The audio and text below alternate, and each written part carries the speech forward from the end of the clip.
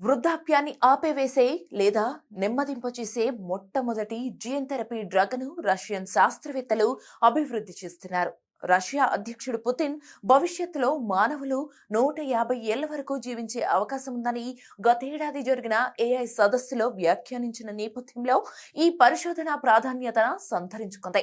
ఈ ఔషధం కణాల వృద్ధాప్యానికి కారణమయ్యే receptor for advanced glycation and products RAGE అనే రిసెప్టర్ ను బ్లాక్ చేసేలా రూపొందించబడుతోంది. ఇది కణాల క్షీణతను నిరోధించి మనిషిని ఎక్కువ కాలం ఆరోగ్యంగా ఉంచగలదని శాస్త్రవేత్తలు భావిస్తున్నారు. రష్యా ప్రభుత్వం దీనికోసం 2 ట్రిలియన్ రూబల్ అంటూ దాదాపు $26 బిలియన్ నిధులను కేటాయించింది. ఇది 2025లో ప్రారంభించిన new technologies for health preservation అనే నేషనల్ ప్రాజెక్టులో భాగం. ఈ యాంటీ ఏజింగ్ డ్రగ్ ఉత్పత్తి 2028 నుండి 2030 మధ్య ప్రారంభం కావచ్చని రష్యా ఉప ప్రధాని తాత్యానా గోలికోవా తెలిపారు.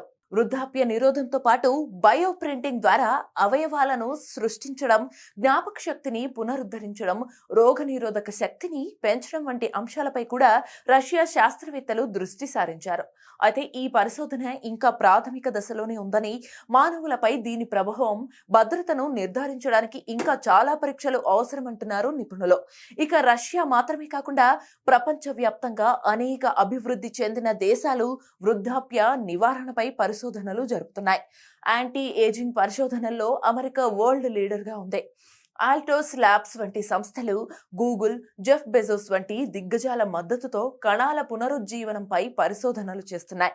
హార్వర్డ్ అండ్ ఐఎంటి వంటి యూనివర్సిటీలు కూడా వృద్ధాప్యానికి కారణమయ్యే జన్యువులపై లోతైన అధ్యయనాలు చేస్తున్నాయి. అలాగే చైనా కూడా బయోటెక్నాలజీ రంగంలో రష్యాతో పోటీ పడుతోంది. చైనా శాస్త్రవేత్తలు ఇటీవల ఎలుకల రక్తం నుండి సేకరించిన కొన్ని కణాల ద్వారా వాటి వయస్సును విజయవంతంగా పెంచగలిగారు. ఇక ప్రపంచంలోనే అత్యంత వేగంగా వృద్ధాప్యం పెరుగుతున్న దేశాల్లో సింగపూర్ ఒకటి కావడంతో అక్కడి ప్రభుత్వం దీనిపై తీవ్రంగా కృషి చేస్తోంది. వృద్ధాప్య కణాలను చంపే సెనోలిటిక్స్ ఔషధాలపై ఇక్కడ విస్తృత పరిశోధనలు జరుగుతున్నాయి. అలాగే జర్మనీ, ఫ్రాన్స్, బ్రిటన్ వృద్ధాప్య నిరోధక చికిత్సలు, మందుల తయారీలో అగ్రస్థానంలో ఉన్నాయి.